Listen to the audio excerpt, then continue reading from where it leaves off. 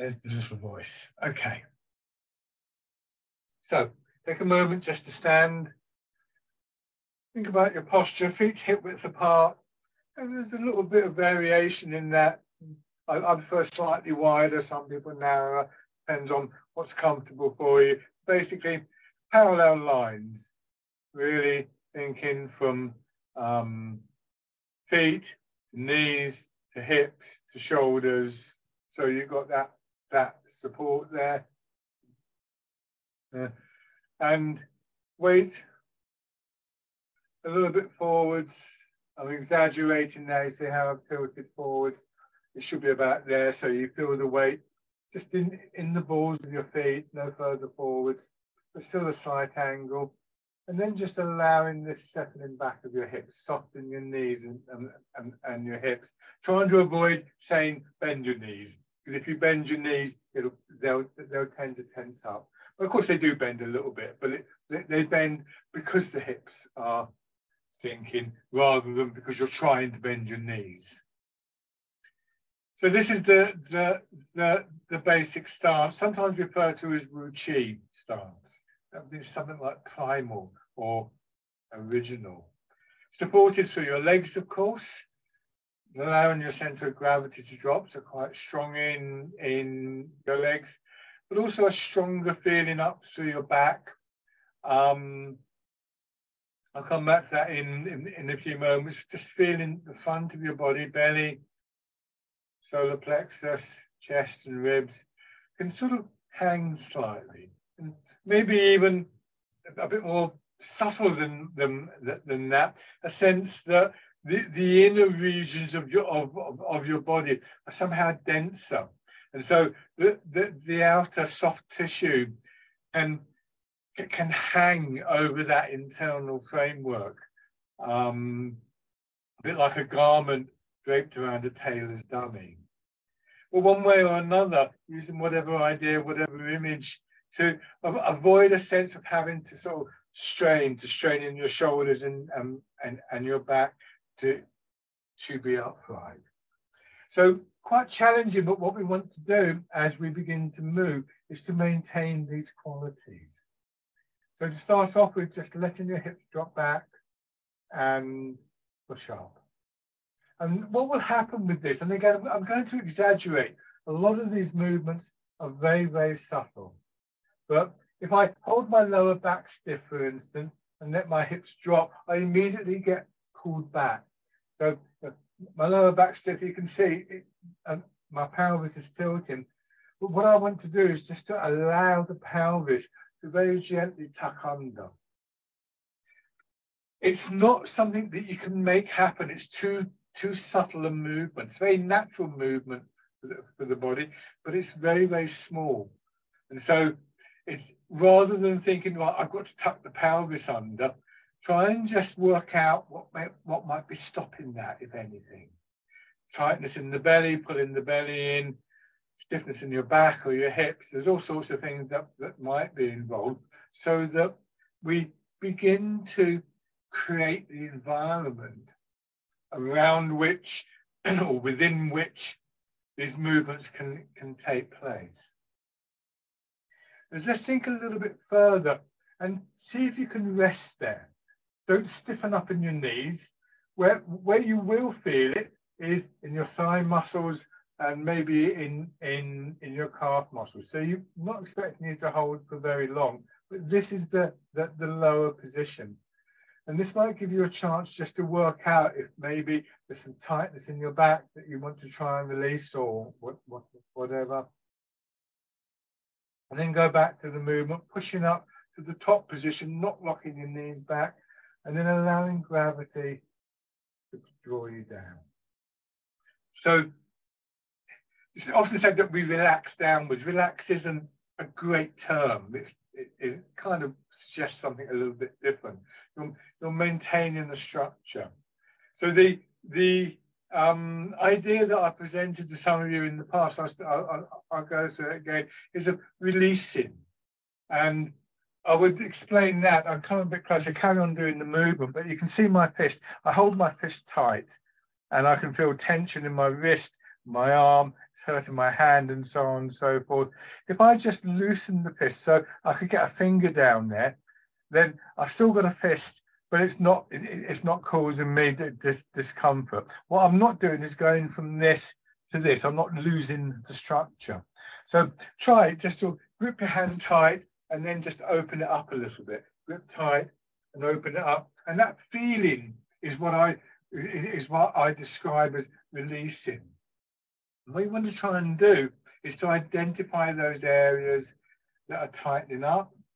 And so just get a sense of, in a way, imagining or having the intent to release, to get that same feeling in those areas of the body that you feel are maybe just, I don't know, sort of stopping the pelvis moving.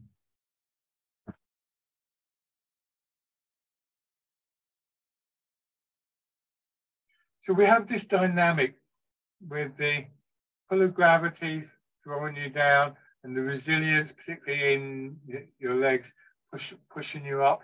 It's a very subtle feeling.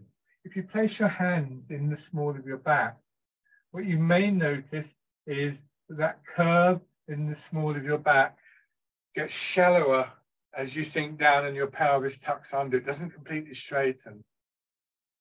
And then we'll get deeper as you go up. So there's very subtle movements in your spine. There's just one example of subtle changes. All these things need to come together over a period of time to allow for that sinking down. Now sink down, bring your hands around in front of you and let the movement up. Push your hands up, turning and sinking. Let your arms follow the rhythm and the pace that you've developed in your legs and your hips. And a good kind of phrase, rule of thumb, would be that when your hips stop going up, your hands stop going up. When your hips stop going down, your hands going down. That's not a bad starting point. I think after a while you realize there's a sort of overspill. It's not quite that rigid because the sort of momentum of the movement builds up. But try and avoid this, just moving. You see my shoulders going up and down, no movement here. So we get the feeling in this first very straightforward exercise that where moving as one unit. It's not, I've got to do something with my arms and do something different with my hands. Whole body expanding and contract.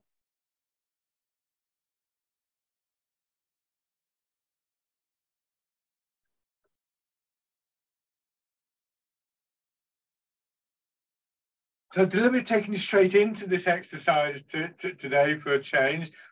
We're going to stop it in a moment and come back to it, but I want you to use this exercise to sort of lower you into position. So just do this one more time.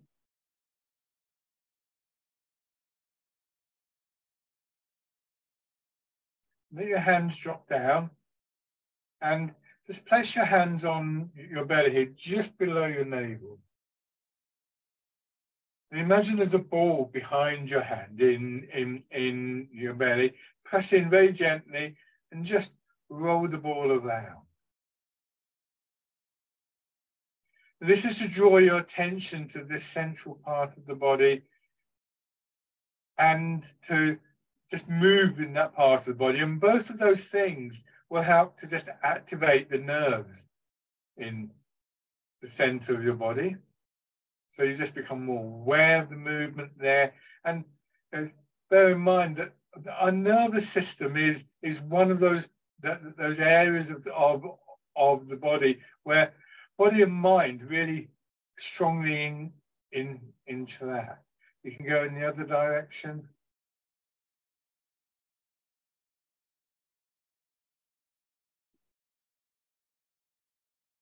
And then begin to turn.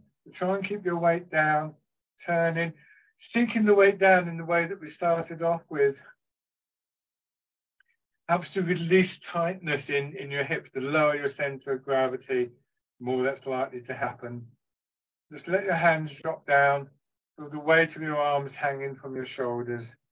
Just feel how this combination of a sinking root, a sinking weight, combined with this movement in the center of the body, moves your upper body. It moves your rib cage, your shoulders, finally your arms and your hands.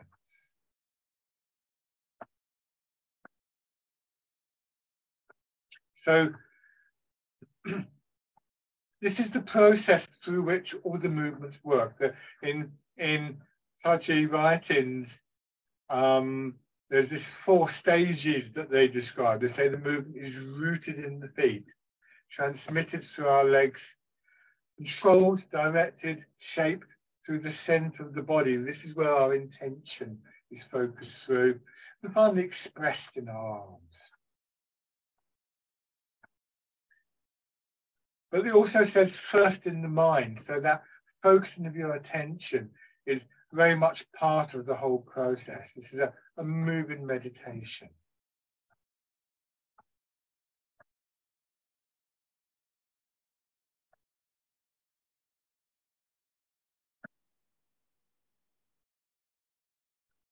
When we go a bit faster, we can appreciate the momentum, the energy that builds up in our arms as a result of this turning movement. It's there when we move slowly. It's just as harder to discern. We can also build up a sense of the rhythm of the movement, the rhythmic element in the movements. Again, harder to pick up when we're slower, but we fall into a rhythm where our body resonates, and this helps with the sense of connection in our body. And remember, sort of like rhythm is a vibration, and it's an aspect of energy, if you like. Just turn your hands palm out, raise them up to a comfortable height, no higher than your shoulders.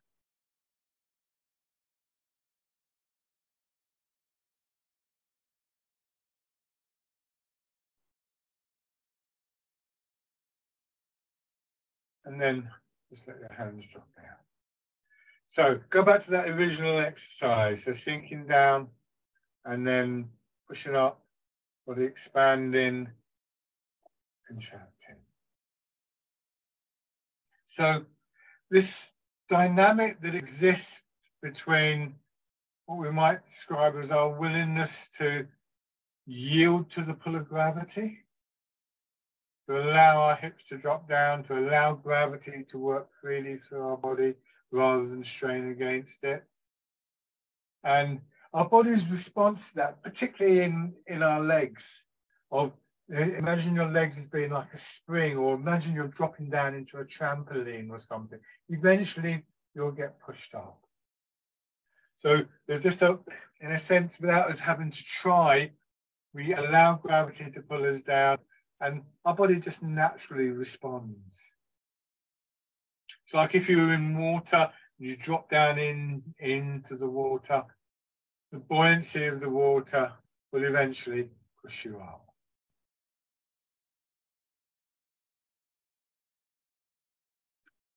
So the first few exercises all work with that vertical movement downwards and upwards through the body. It's a constant. But what we're doing is we're choosing, in a sense, to focus on one aspect, which is the downward movement, and then choosing to focus on the upward movement.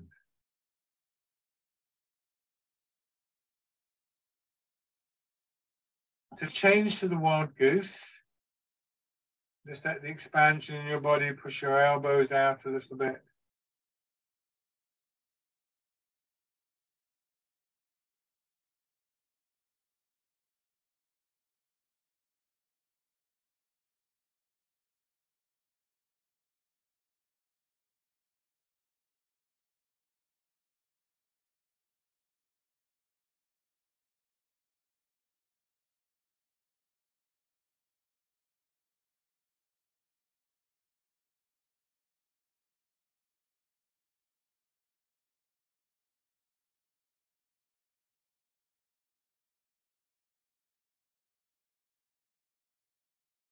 And then change again, same movement.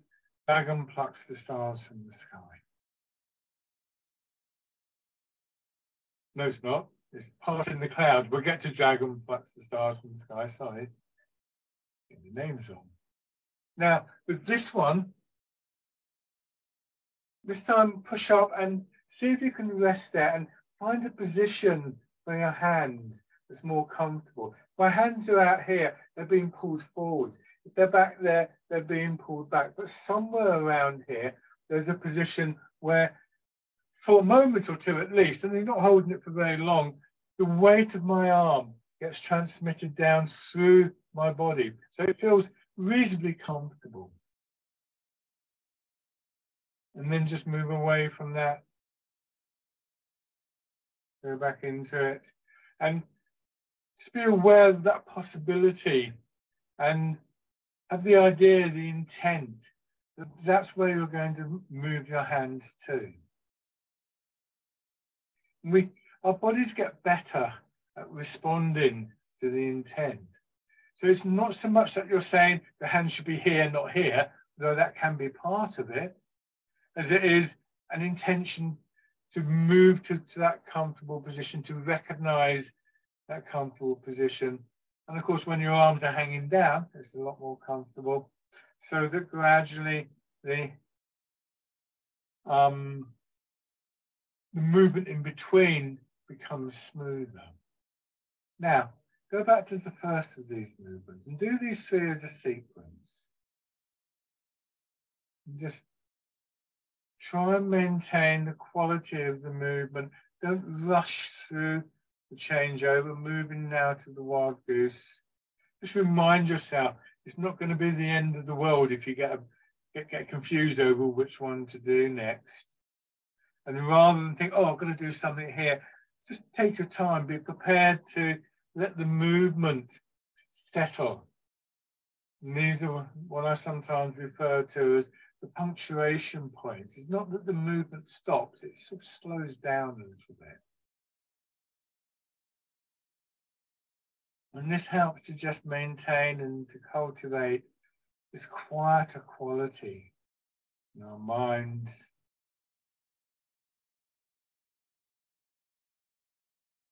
And again, that's something that will transmit to our bodies.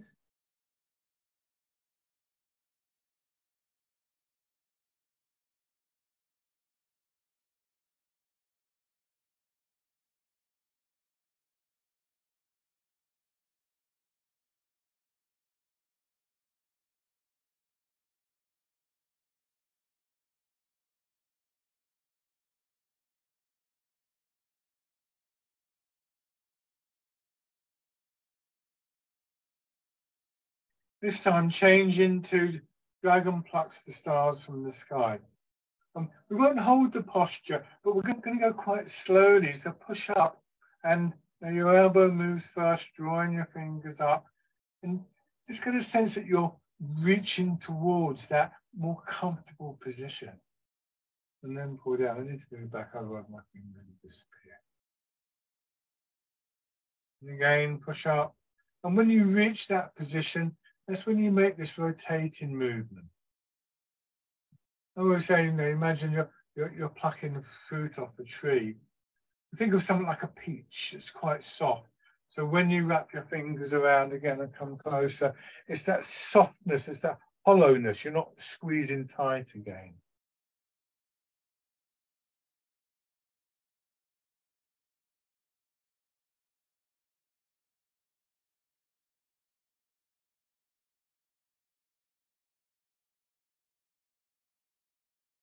And feel how you get a sense for the extension all the way through your body. So if we cultivate the intent that when we're going to push our arm up, we move in this way, we have that potential for the comfortable position. Just think about how many times a day you reach up to get something off a shelf, to put something on a shelf and washing on the line, whatever. And we quite often find ourselves, and you may find yourself doing this in this exercise just habitually, You know, we might, for instance, reach up to get something off a shelf, and suddenly we're stretching up and wobbling around. This is a very different way of making essentially the same movement and gradually building the movement. It's a much gentler way, much kinder way to use our bodies.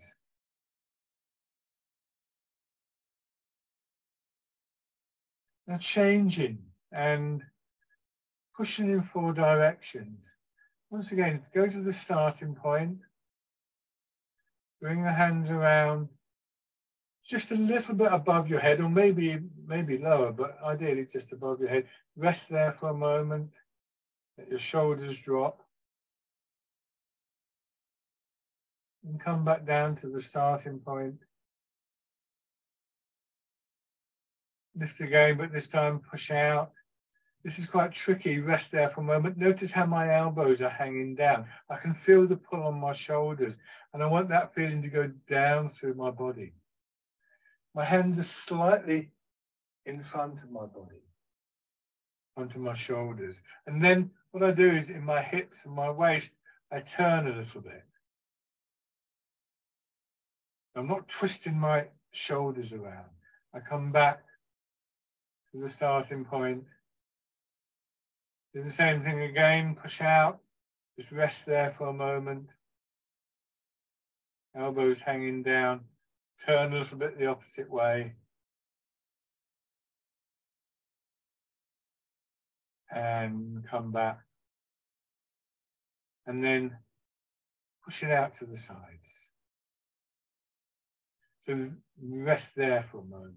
So we've got these outer positions, and then we come back to this inner position. So again, we've got the start and the finish, if you like. So then more flowing, start with pushing up, with the lengthening in your spine, hips dropping back a little bit still.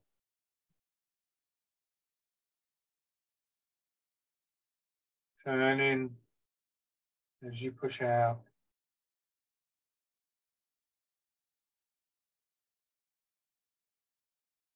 In the other direction.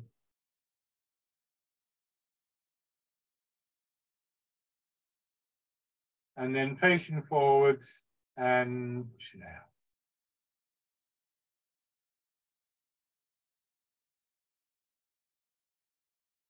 You can begin to understand how the flow of the movement is aided through a sense of precision, knowing where our hands are due to go, how they feel when they arrive there, and how they feel during the transition, helps to build this sense of the flow and the energy movement.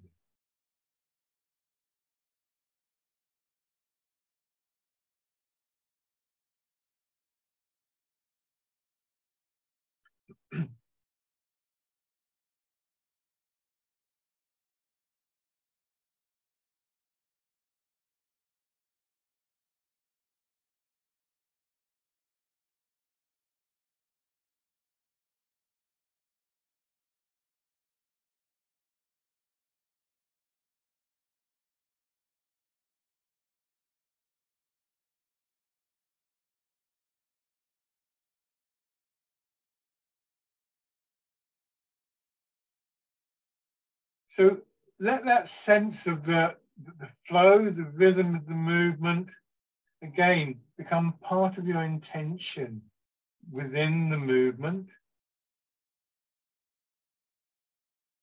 regardless of the exercise. This time, let your arms hang down, change into circling palms, with that same intention to move in a particular way.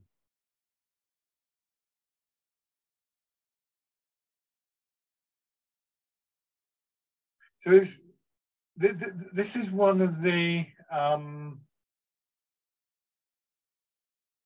qualities that I feel, this quality of an intentional movement, an intention to move in a particular way, is one of the things that we can take out of the practice into our daily lives. Although in many ways these are based on everyday movements. We don't walk down the road doing the wild goose, for instance. Just add a turn if it's comfortable. But we can have the intention to move in that particular way, to realize the possibility, perhaps, of moving in that way.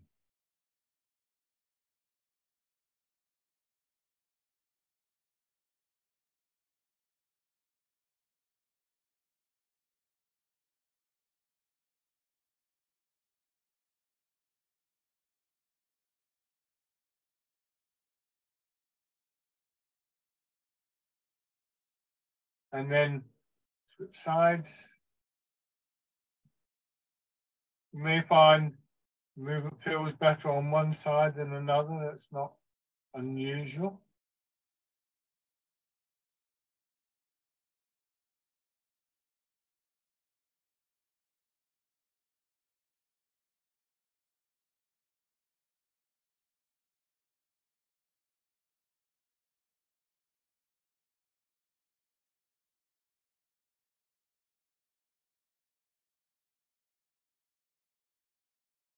And again, if it's comfortable for you, in this position, you turn in the center of your body.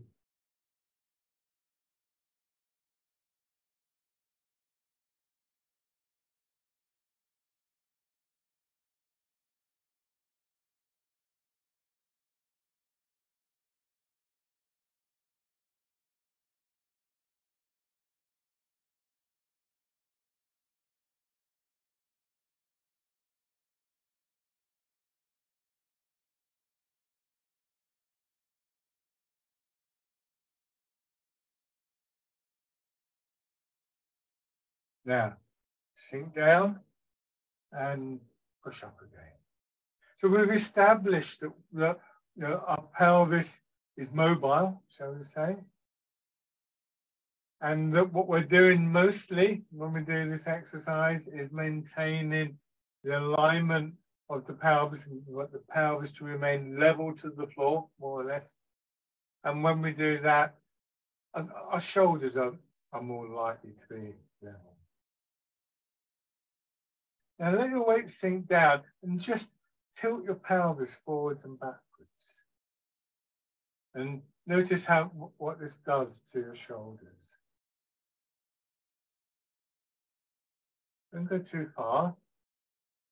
So we learn to adjust the alignment of our body, not by stiffening up and straining it in the upper part of the body, but through this mobility of the pelvis.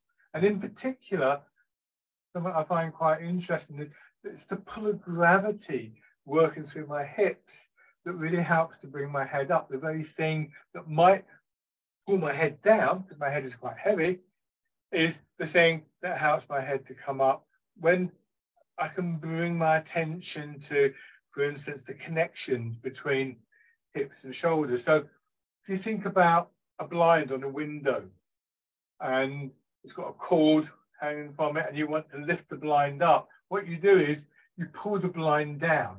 So imagine that kind of pulley cord from your shoulder to your hip. And as your hip goes down, it draws the shoulder up.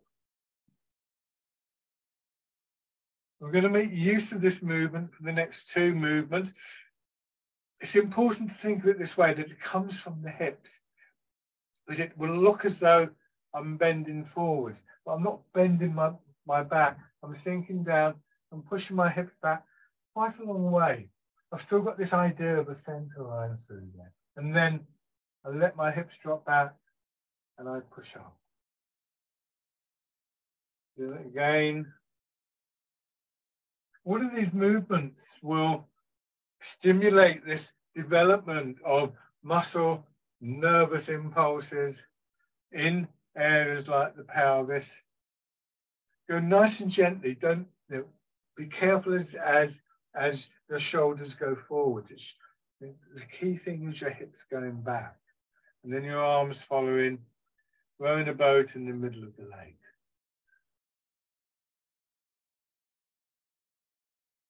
Your arms drop, hips drop, feel your head coming up, and then push up.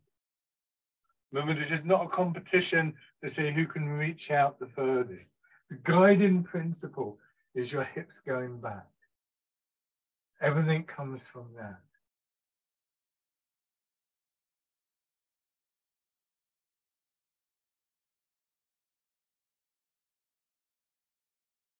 As you push up, maybe a little bit of expansion in the chest, helping to push your arms out. And as your hips go back, it's like your sternum recedes a little.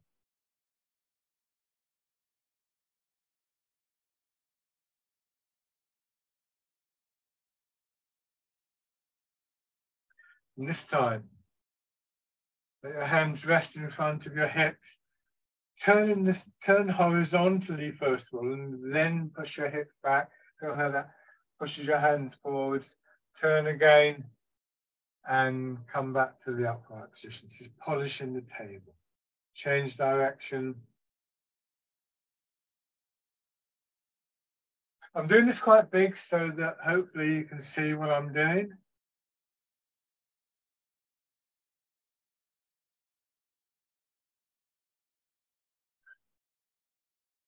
In the back, you can perhaps see better this action here, like the tail of a dog swinging around.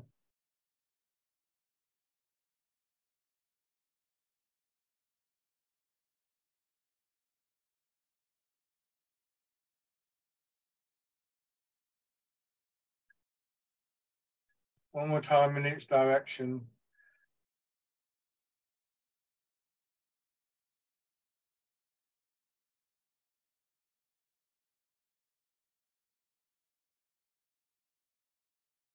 And then just standing.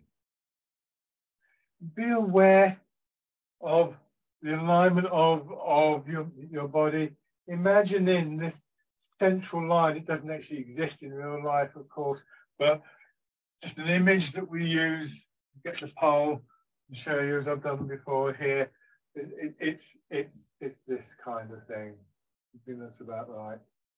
And just consider again how many times in a day we lean out. And if I do this, if I just lean forwards, I'm like this. I'm already kind of tottering over. I'm straining and so on and so forth. But again, if I think about what we've just been doing, rowing a boat and so on, if I want to reach something over there, I can do this. And I've still got a connection, I've still got an awareness of that center line. And you can see it's still going down more or less through the middle of the rod. It's pulling me into there. Whereas here, I've moved right away from it. So again, we practice these exercises and gradually we learn to move in accordance to the principles. We don't do the exercises necessarily, but there's this gradual kind of percolation of the principles into our everyday actions. Have one foot forward. So start with the hip width stance. Turn one foot out. This is an angle that you might want to play about with, and step forwards with the other foot. Front foot points straight ahead. And begin to transfer your weight. First of all, just make sure that your stance allows for a fluid movement.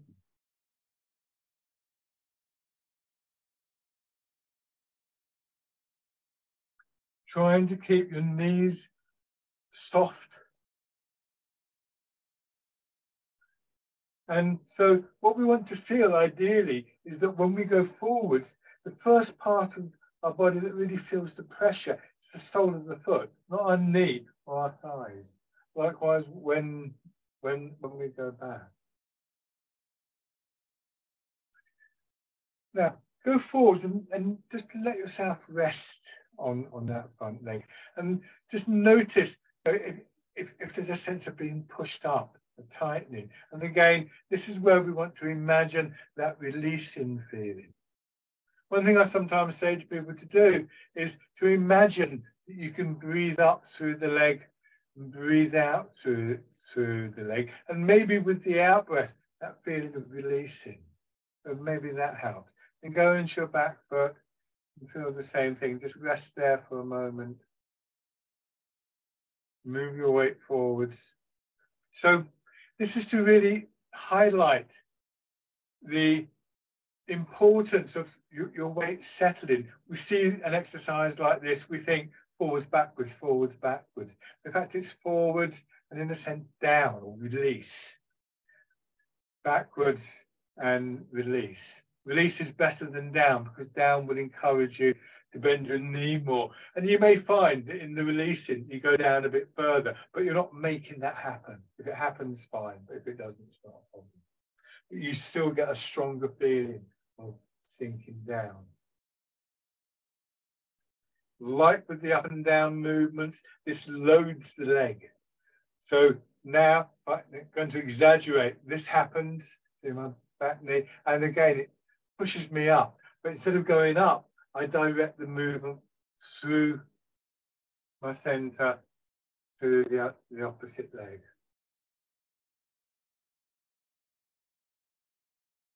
And this moves my upper body. My upper body, not passive, but it's not having to sort of like strain to create the movement.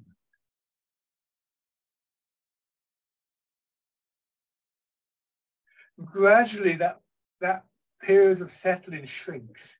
It doesn't actually take that long to do that.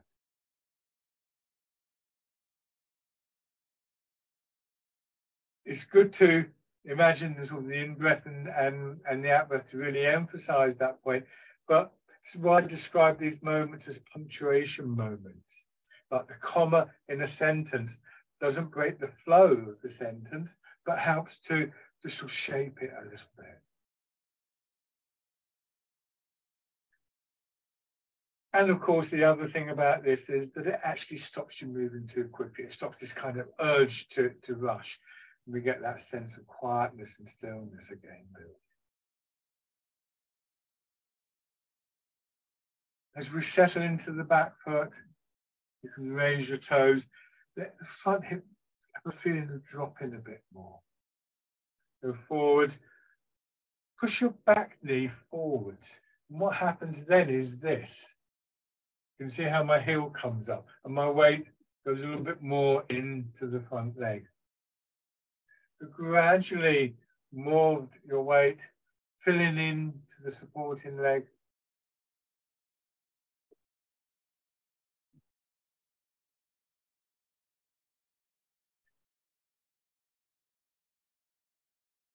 And then when you feel comfortable with this, you can just bring your foot in and out. So this is not like everyday walking. We're not angling the body to gain momentum, power, speed.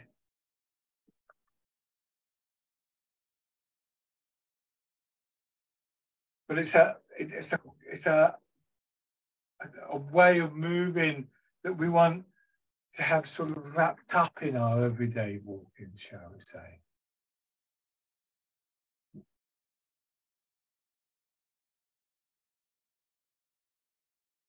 Good. And then with your other foot forwards, same idea, feet hip width apart, a comfortable length of step.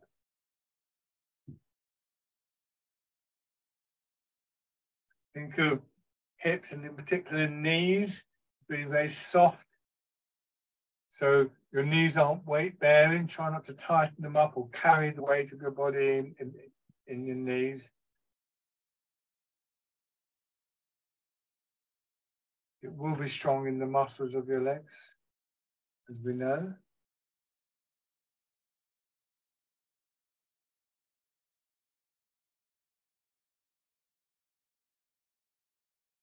And then raising your toes and your heel.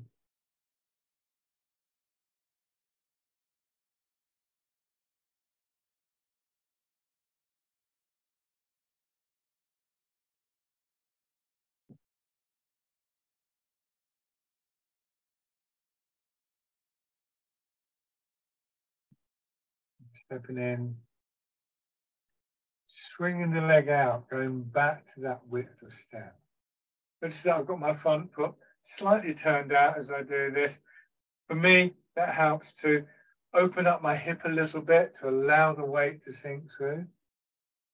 Not everybody finds that they need to do that. So, we're all slightly different in structure. And we will change through doing something like Tai Chi.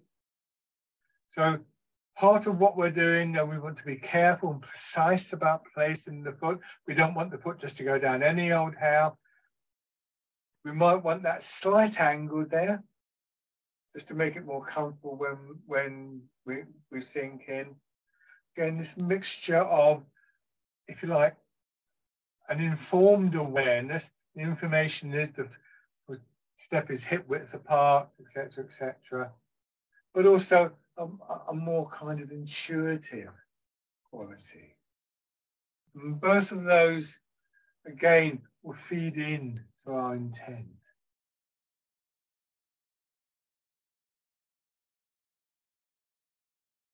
So then, step through, either forwards or backwards.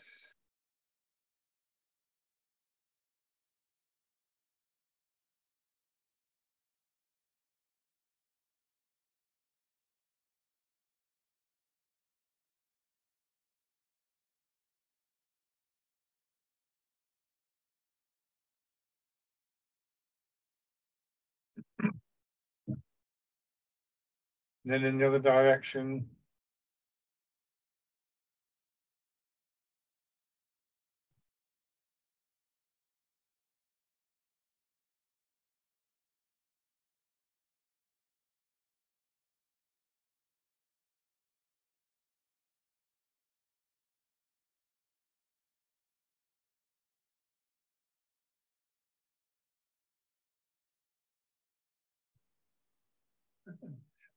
And shake out. Don't feel that you're failing when you have a little wobble doing that. It's a difficult exercise. And I actually find it quite interesting when I do this, and it's quite interesting to do that, say, on an uneven surface, like a bumpy lawn or something like that, because what we're trying to do, and I think this is really quite a significant thing, is when, not if, we get a bit like this, what you want to try and do is to allow the hips to drop again. It's counterintuitive. Quite often when we feel wobbly, we're kind of like that, but there's nothing there to hold on to. So effectively, in sort of very broad terms, what we're trying to do is, in this situation when we're tensing up, is to relax, to allow the pull of gravity to pull our center of gravity down, which is fine in theory, but doing it in practice is a lot more difficult. So this is why I recommend to people, if I recommend to people if you're having problems, but actually, even if you're not, even if you think, yeah, I've got this, it's interesting what this throws up. Here, I can just put my hand on the wall. And so I can get to there, and I've got the security of the wall, and I can kind of play around with this a little bit. Oh, that can change, that can change, and so on and so forth. It's really worth investigating this and playing around with it and finding out what works for you. So have your right foot forwards, mirror my movements. Sink your weight back, fold your hands over your belly, push forwards, let that movement push your arms out. Pigeon spreads its wings. Remember, you're not sort of straining, you've got that intent to find that comfortable position. So the expansion in the front of your body as you go forwards. The arms spread out, and as your arms come in, feel the opening across your back. So this pulsing rhythm that takes its lead and its impetus from the transfer of your weight, just beginning to make itself felt through your upper body.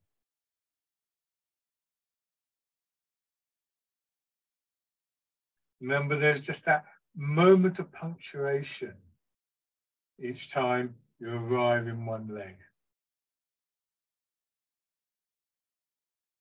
And if nothing else, that will help to just quieten the movement down.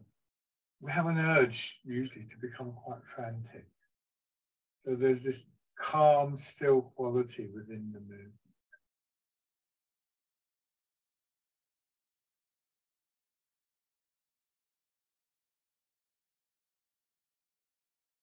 And then let your hands drop down. Push forwards, let your arms swing through as you settle into the front leg. Draw back. Fisherman cast the net.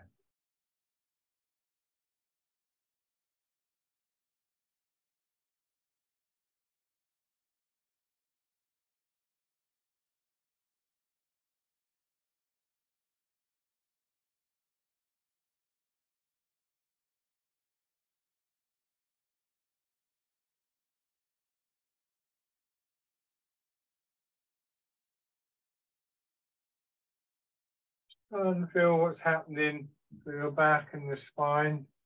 Any sensations of movement there?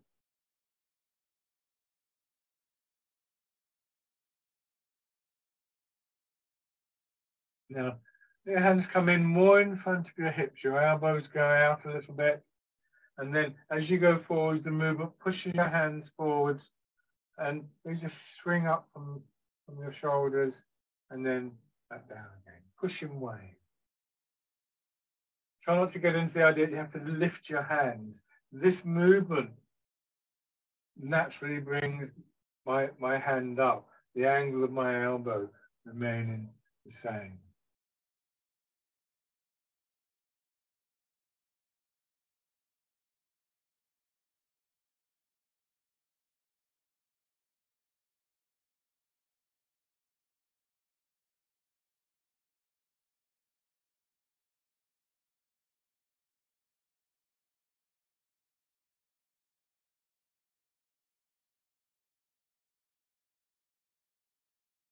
One more time.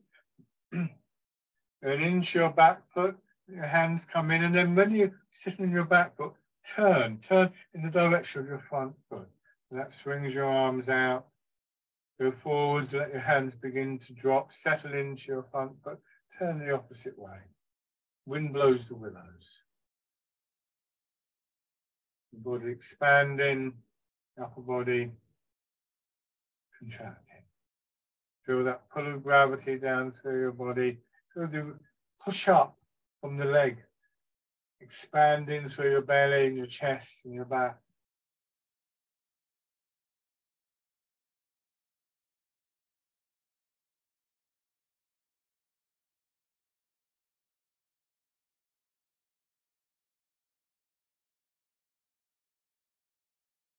This time, as you turn, raise the front toes, bring your foot in, step out.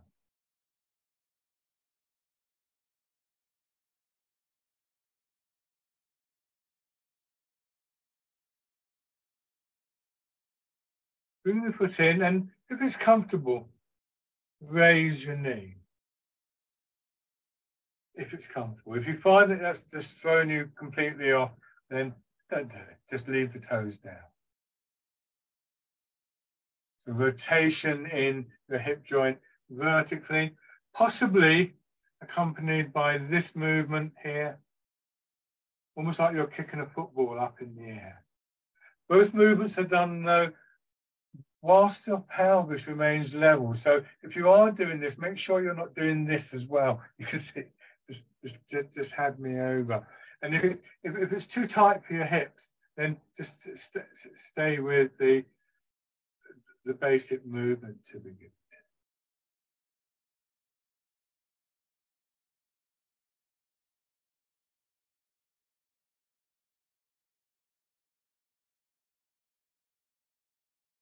And shake out. So as I've said to some of you in the past, I'm not a massive fan of standing on one leg. I know some people rate it very, very, very highly, but it's quite an interesting challenge. And I suppose it means, you know, if you can do this comfortably, than just walking along. It says something about, you know, it would improve your posture and so on and so forth. So that particular movement, again, you can use the wall to help you. And first of all, just investigate how you can raise your knee through this rotation of your hip without something like this happening. Without bending over there, obviously I'm going to go over. And then do the same thing using the support of the wall or whatever. Raise the knee and rotate. And all the time we want the pelvis to remain level while we do this. When it tilts, that happens. Both of those are quite tricky exercises. An interim stage might be to do this, keep the ball of the foot on the floor. And again, you can use support and just do this. Put the foot down each time and just feel what's involved in this rotation. It's tricky. In theory, our hips have a very sort of wide range of movement. In practice, it's quite hard to build that in. So right foot forwards, you know, this is something to gradually build up. Go into your back foot and then push forwards into pigeon spread this way.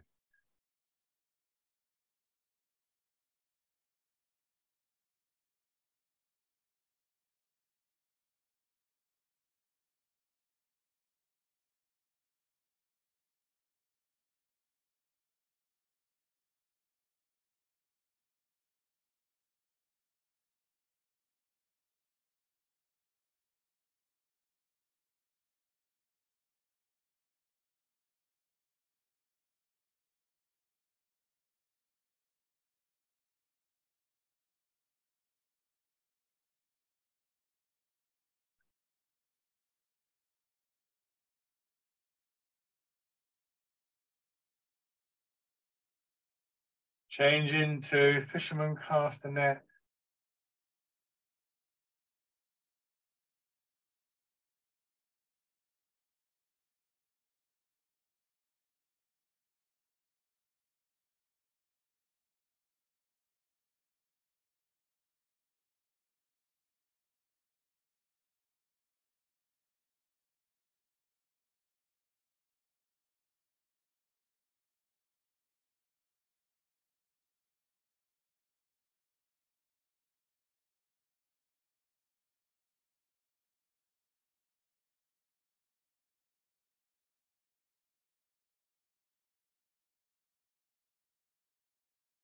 Shin wave.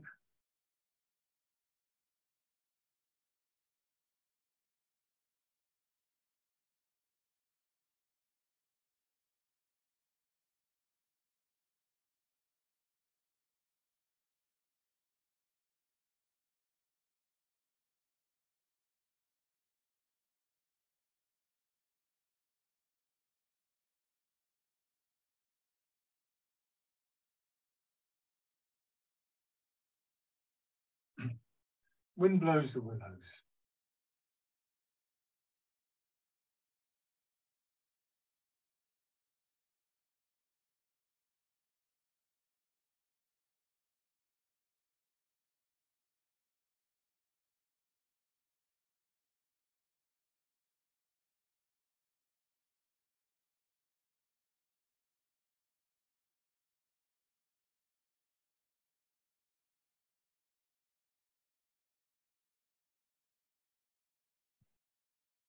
With stepping in whatever way is appropriate for you. It really isn't worth breaking the flow of this movement just to prove you can lift your leg up. And you know, if that's what it's doing, then go in your own time, just go back to what I was just doing and investigate what's going on, work out what's going on. In many ways, the information is there available to you within your own body, exactly what's going on, what's throwing your alignment out. You just need to bring that little bit of attention, discernment to the movements. But then, whichever direction is appropriate, stepping through. So I always step in a straight line when I'm doing the exercise in these sessions, because obviously I've got limited camera angle. But there's no reason why you should stay in the same direction. You could step out here, for instance, but obviously I'm going to go off camera, so this time I'm going to sort of step back here. And the thing is, from this position, whether it's here or whether it's here, I have a choice about where to put my foot. So now I'm going to go into the rear movement.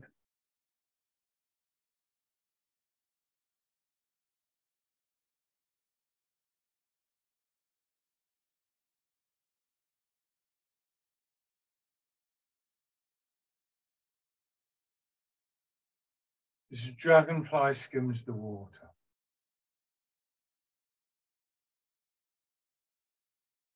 One more time, whichever direction you're going in. And bring your feet back parallel. Shake out. Excuse me. Okay, rubbing your hands together.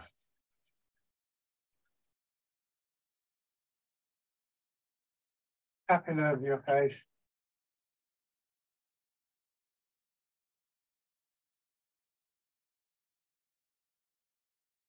Over your head and neck.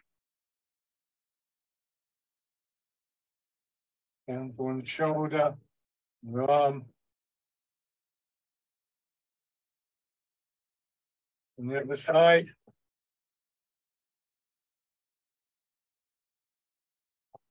On your back.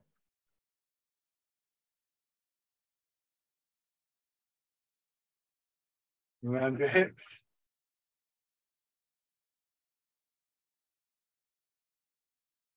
And your legs.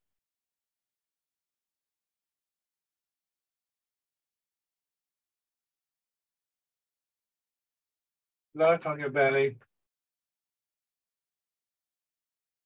Into the upper part of your chest. I mentioned the idea of sort of, finding a way to come back to your root, your center, your alignment, however you think about it. This is what we do in Embrace Tiger, Return to Mountain. You sink down, and then as you start to expand, obviously there's a limit. There comes a point where if you're going to go too far, you'd end up like that. And ideally, just before we start to do that, we start the returning process, aware of the pull of gravity through our hips, and this lovely sense of settling through our body. And because we're paying attention to our body, and our minds are engaged, there's a parallel process of your thoughts just quietening for a moment.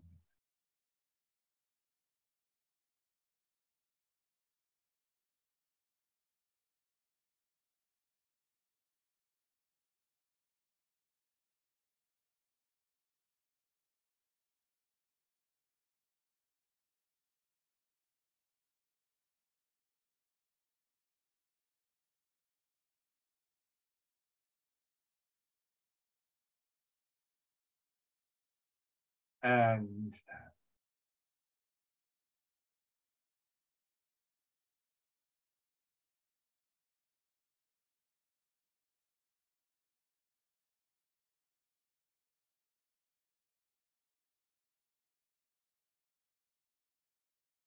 check